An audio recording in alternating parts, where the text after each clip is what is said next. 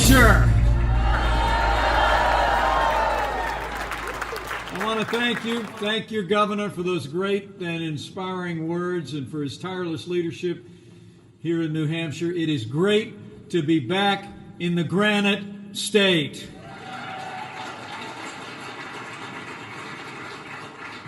Being able to join all of you, hardworking men and women of the Queen City, and it's my great privilege today to bring warm greetings from a man that New Hampshire put on the path to the White House, a man who 3 months ago today signed historic tax cuts to put America first. I bring greetings from President Donald Trump, a great friend of New Hampshire.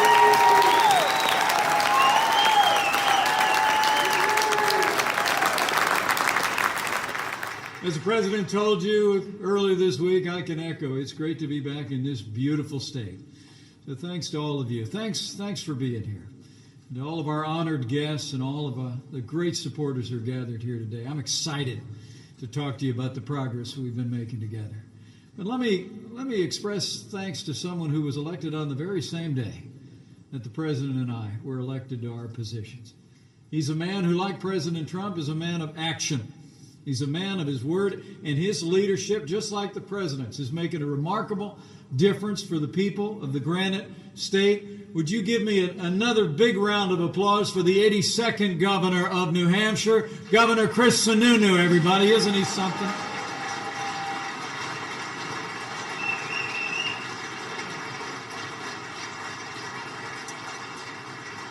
And I appreciate the folks that were part of the program earlier. In fact, you heard from a great native of New Hampshire who fought for the hardworking men and women of this state in the United States Senate for 6 years and played a critical role in seeing Justice Neil Gorsuch confirmed to the Supreme Court of the United States. Would you stand up there, will you?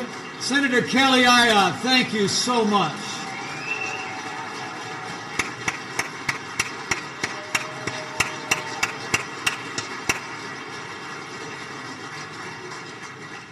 Thanks for your service and thanks for your friendship.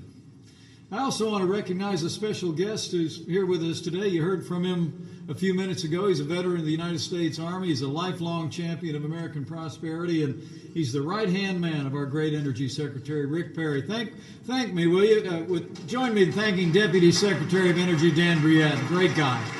Doing a great job. And finally, I want to thank today's host for bringing all of us together. It's an organization that's fighting to promote the policies that are making a real difference in people's lives here in New Hampshire and across our entire nation. Join me in thanking America First Policies for bringing this forum together.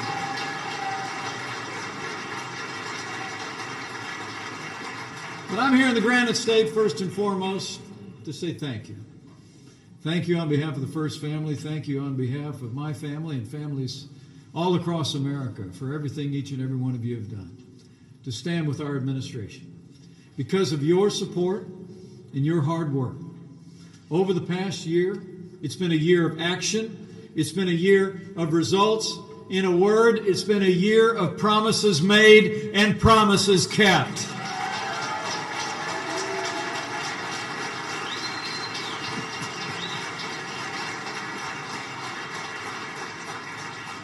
I mean, think about it. President Trump promised to rebuild our military and restore the arsenal of democracy. And in just a day, he's going to have on his desk a bill that will make the largest investment in our national defense since the days of Ronald Reagan.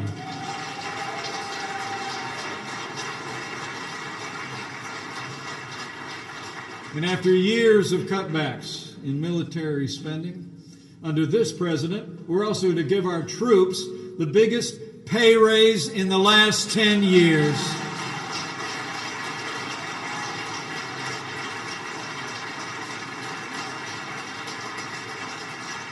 I mean, President Trump also promised to support America's veterans. In fact, would all the men and women who've worn the uniform of the United States mind standing up for just a second, if you're able? Stand up if you're a veteran of our armed forces. Give us a chance to say thank you one more time. Thank you for your service.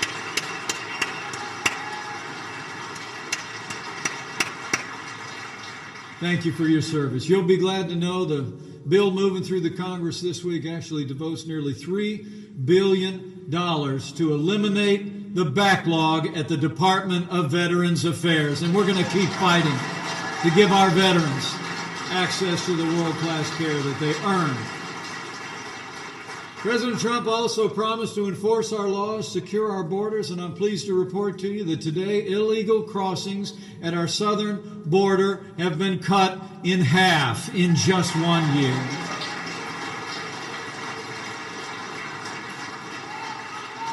And with the $1.6 billion included in the spending bill that arrives on President Trump's desk tomorrow, we're going to start to build that wall.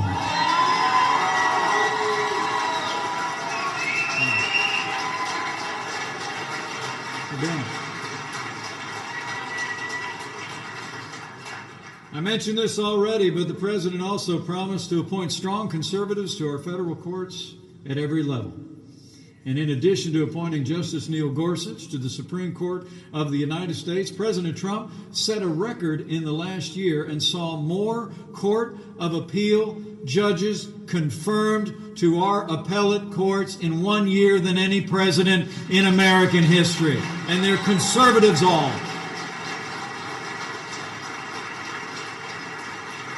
This president also promised to stand with America's law enforcement, and today, once again, we're giving the men and women on the thin blue line of law enforcement the resources and the respect that they deserve. So, you know, it's about strength abroad, strength on our borders, but it's also about safety and security here at home, in our neighborhoods, our homes, and our schools, where it matters most. In the wake of the terrible shootings that have claimed the lives of innocent Americans, President Trump promised. He promised in the wake of Parkland, Florida, that this time we would take action. And thanks to the President's leadership, the bill that will be on his desk in the next day will provide $2 billion to improve school safety. It will improve our criminal background check system because this president believes no child should ever be in danger in an American school. And we're going to fight to make that a reality. And as you heard earlier this week, when the president came here to New Hampshire to speak to the nation on this issue affecting far too many families, I'm pleased to report to you that the spending bill moving through the Congress today has been nearly $4 billion to combat the opiate crisis. More money than has ever been spent to combat drug addiction in America. And this president will keep fighting to end this scourge affecting our families and communities. President Trump also promised to rebuild America. If you didn't notice it, we elected a builder to be president of the United States.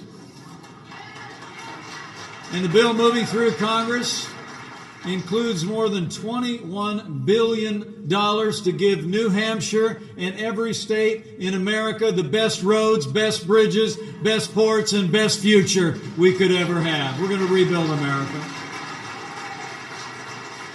Now, the bottom line is, as it seems like with all things with Congress, this bill is hardly perfect.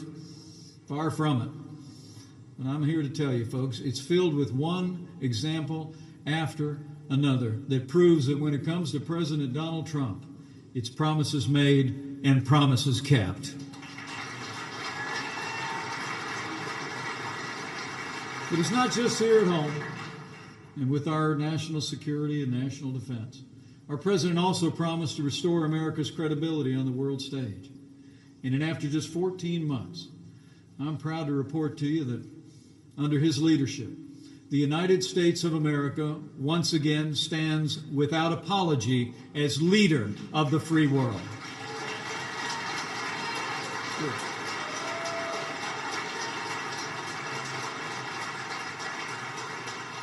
We've taken the fight to terrorists on our terms on their soil. And thanks to the courage of our armed forces and the leadership of their commander-in-chief, ISIS is on the run. Their caliphate has crumbled, and we will very soon hunt them down and destroy them completely so they can never threaten our people, our allies, or our way of life. We've put the leading state sponsor of terrorism on notice, and we've made it clear we will no longer tolerate Iran's destabilizing activities in the region, and the United States will no longer certify the disastrous Iran nuclear deal.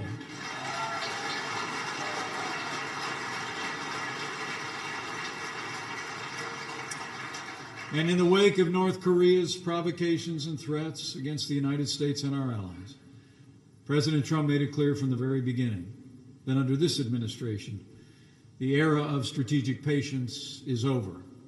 And as the world has witnessed, President Trump's strategy of maximum pressure is working. And we hope there will be progress. But let me assure all of you here in New Hampshire, we will not relent in bringing maximum pressure until North Korea abandons its nuclear program once and for all and ceases to threaten the United States and our allies.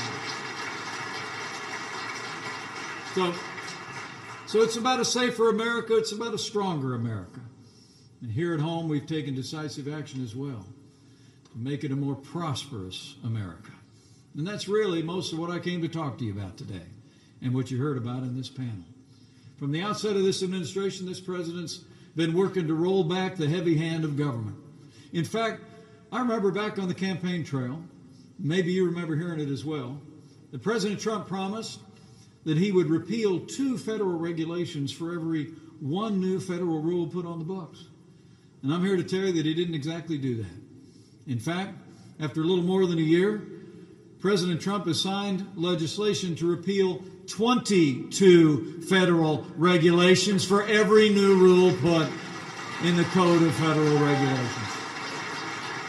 I mean, this president has signed more laws rolling back federal red tape than any president in American history. And we're just getting started. We've also been busy unleashing American energy. We approved the Keystone and Dakota Pipeline. We rolled back the Clean Power Plan, and President Trump put America first when he withdrew the United States from the job-killing Paris Climate Accord.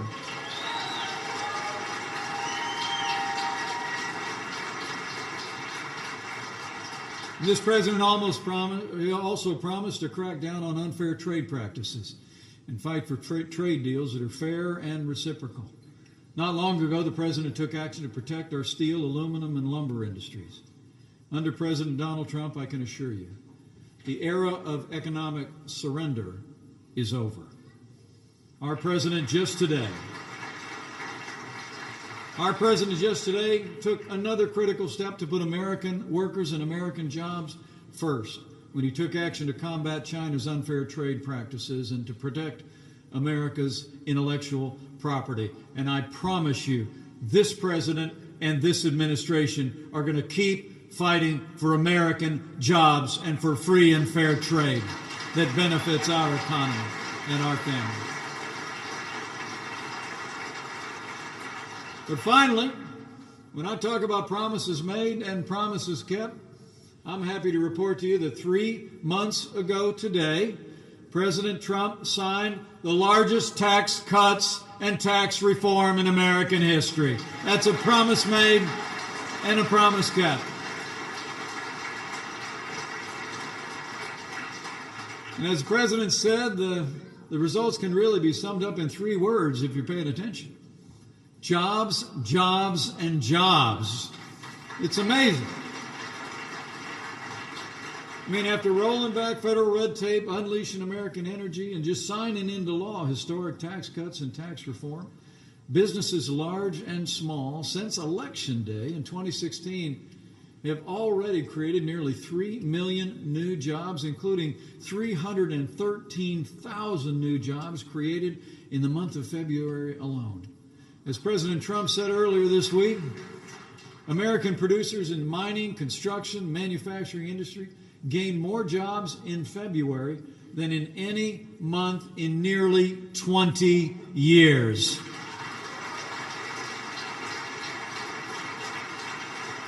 I mean, virtually every sector of this economy is responding to the president's economic agenda with confidence and investment.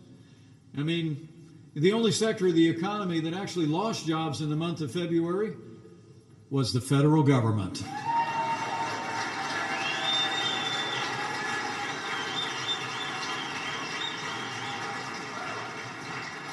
I mean, thanks to the actions that President Trump has taken, and frankly, the leadership of your great governor, the Granite State is booming once again. Unemployment in New Hampshire and all across this country hasn't been this low in 17 years. And New Hampshire had the fastest growing economy in New England. And when it comes to good paying jobs that make Manchester great, the Granite State has added more than 2,500 new manufacturing and construction jobs since Election Day 2016. The truth is, under the President's leadership and with your great governor, growth is back, confidence is back, and I stand before you today to tell you, America is back, and we are just getting started.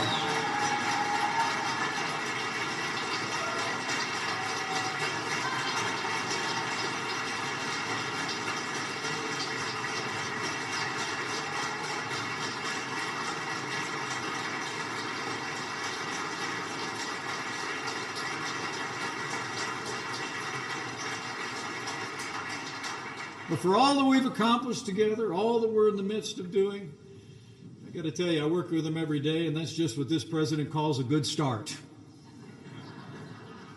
Truth is, we believe the best days for American prosperity are yet to come because these tax cuts are just starting to make a difference. And the truth is, we cut taxes for working families so the good people of New Hampshire can keep more of your hard-earned money. We cut taxes so American businesses and businesses here in New Hampshire can better compete with businesses anywhere in the world.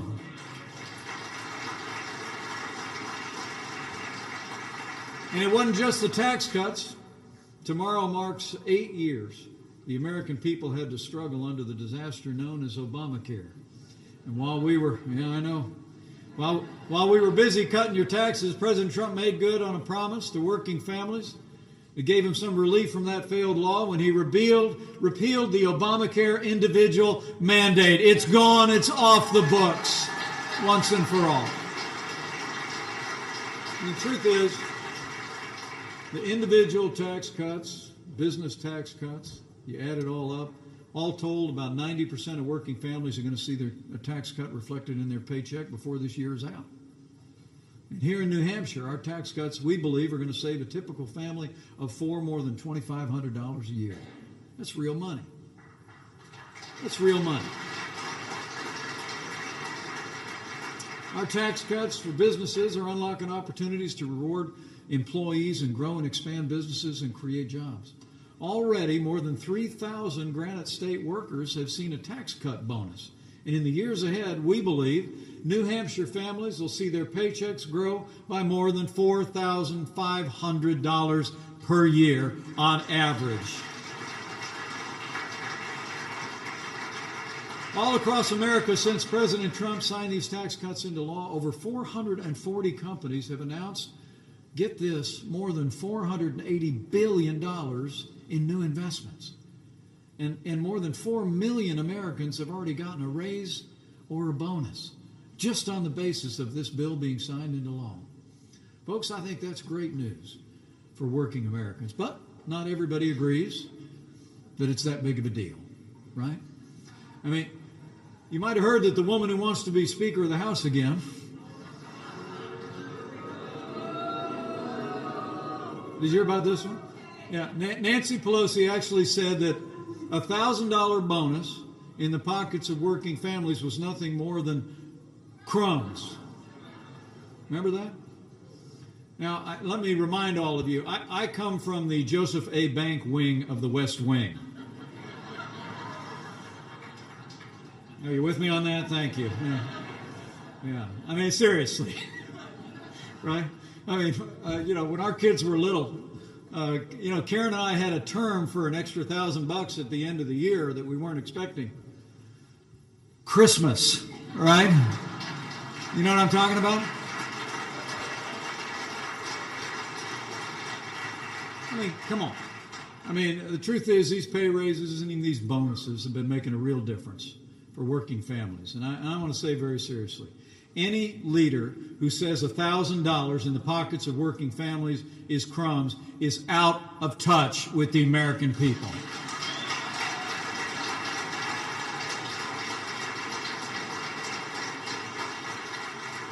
So this great economic revival we see, it's not happening by accident, folks. It's a direct result of the agenda that you supported here in New Hampshire back in 2016, and you've been supporting us every step of the way we've worked with Congress to make it a reality.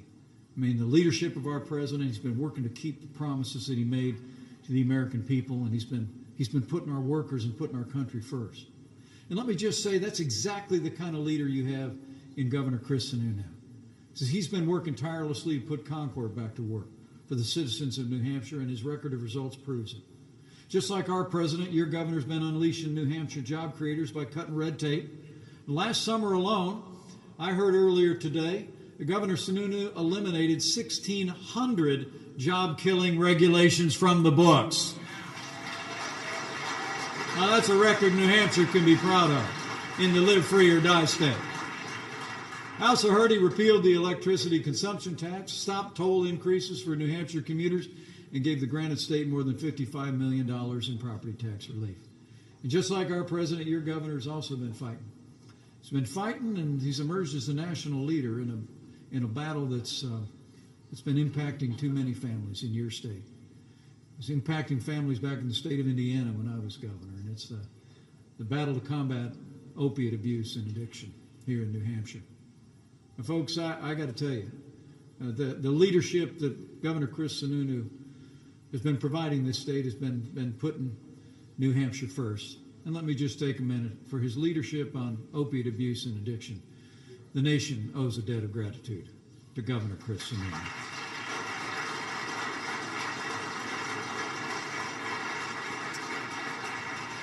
But for all that you've been doing and all that's being done at the national level, we all know we got a lot more work to do, a lot more lives to save, a lot more people to break away from the stranglehold of addiction, and to save families from the heartbreak of loss. You heard President Trump's commitment to end the opioid crisis just a few days ago when he came right here to Manchester and said that our administration was committed to address this epidemic and end it in our time. And I'm proud to say we're doing more than any administration has ever done before in American history, and we're going to keep fighting. First, as the president said, we're going to work to reduce drug demand by preventing Americans from becoming addicted in the first place so we can stop addiction before it starts.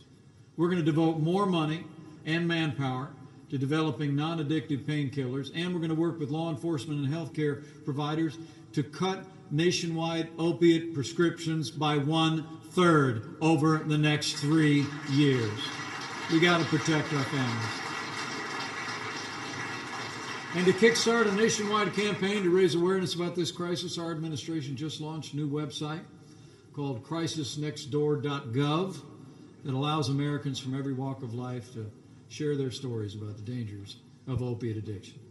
Secondly, we're going to work to reduce the supply of illicit drugs by cracking down on drug dealers and criminal cartels as never before. As the president said, we got to get tougher. We got to get tougher in securing our borders. We got to get tougher in cracking down on criminal gangs that profit from selling these poisons to our kids. We got to crack down on sanctuary cities that create a safe harbor for drug dealers and drug gangs.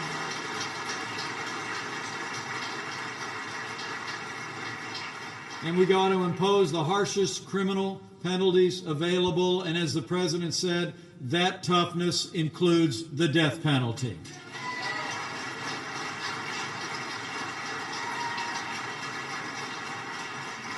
And finally, as the president described earlier this week, we're going to work with your governor and governors all across this country to provide life-saving help to those who need it. Last year, our administration sent more than $500 million to every state and territory in America, including $3 million for New Hampshire to help fight the drug crisis.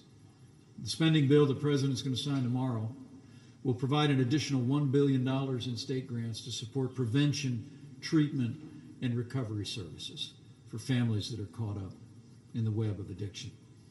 As the President said to the nation on Monday from right here in New Hampshire, we will defeat this crisis, and we will protect our beautiful children.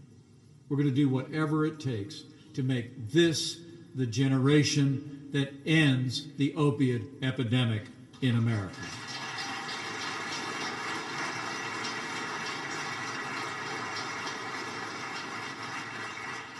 Like every great trial in our nation's history that's tested our resolve, trials large and small, ultimately we've been able to rely on the spirit of our people to find our way forward. We find the strength and the courage and the heart to overcome our challenges, and we will in this challenge as well. The truth is, what the President and I both know is that the strength of this country is not to be found so much in the marbled halls of Washington, D.C. as it is in places like Manchester, in communities large and small, in the character, the generosity, the resilience, and the faith of the people of this country. Not far from where we gather today is the Manchester Central Fire Station, I'm told, where nearly 2 years ago a paramedic named Chris Hickey found himself talking to a man he'd never met before. The nation heard their story earlier this week. That man was battling heroin addiction and was looking for help. We're told that he was thinking about taking his own life. He just wanted to talk to somebody he could trust. He didn't know where to turn, so he called the fire station. Chris convinced him to come down. Come down to the station. Within 20 minutes, he helped him find an addiction treatment center and take his first step on the road to recovery. After this encounter, Chris had the idea of starting a program to help more people struggling with addiction get connected to treatment and recovery and the services they need. He asked the fire chief. Fire chief asked the mayor. The mayor said, "You got 3 weeks." So Chris made it happen in 2.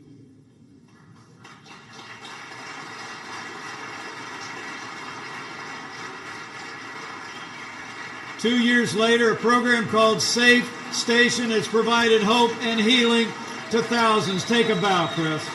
We're all proud of you.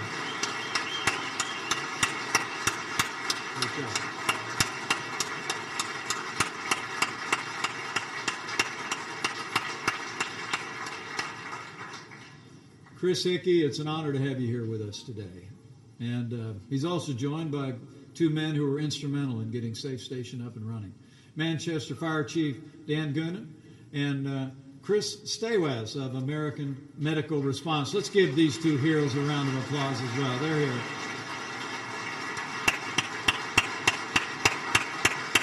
Great job.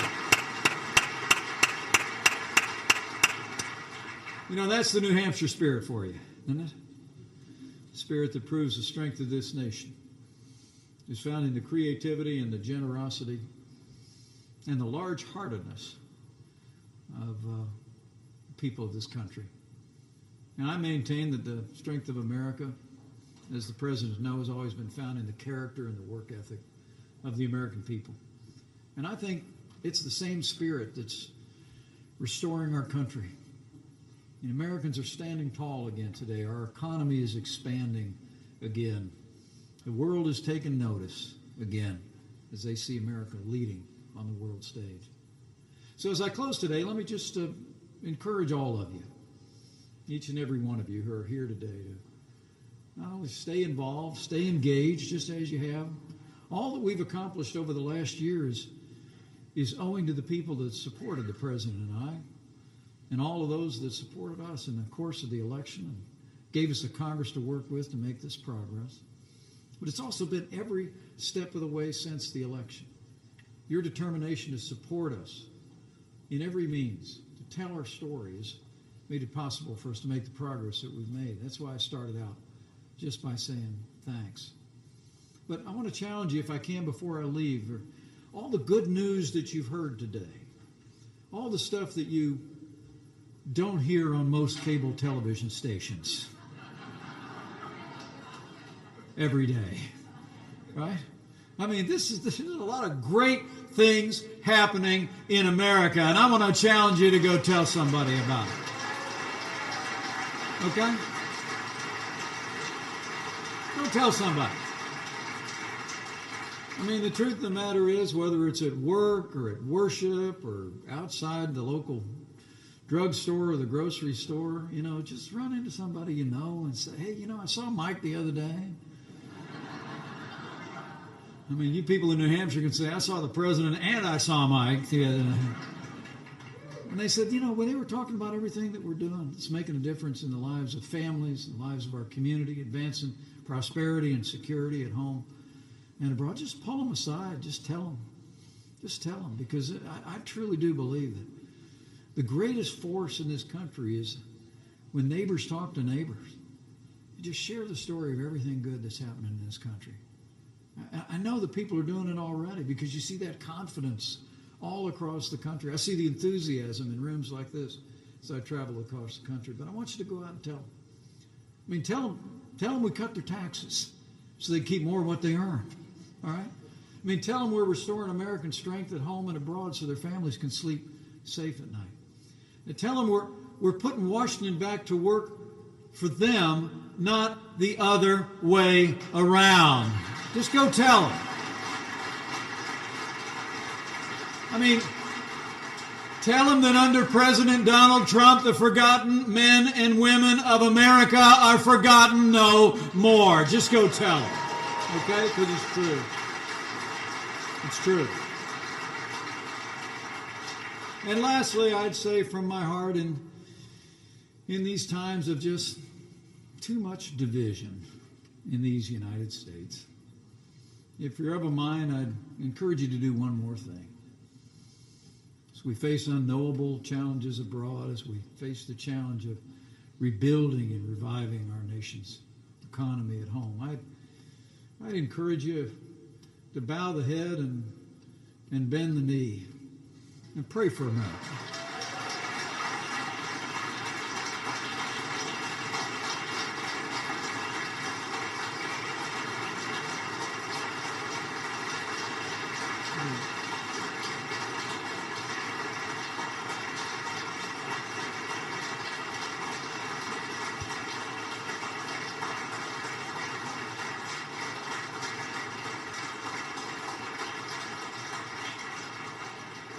And when you pray with confidence, because I know what people who founded this great state so many years ago, the people that founded this great nation all through generations, Americans have clung to an ancient promise that I believe is still true to this day, that if his people who are called by his name will humble themselves and pray, he'll do like he's always done through the long and storied history of this country.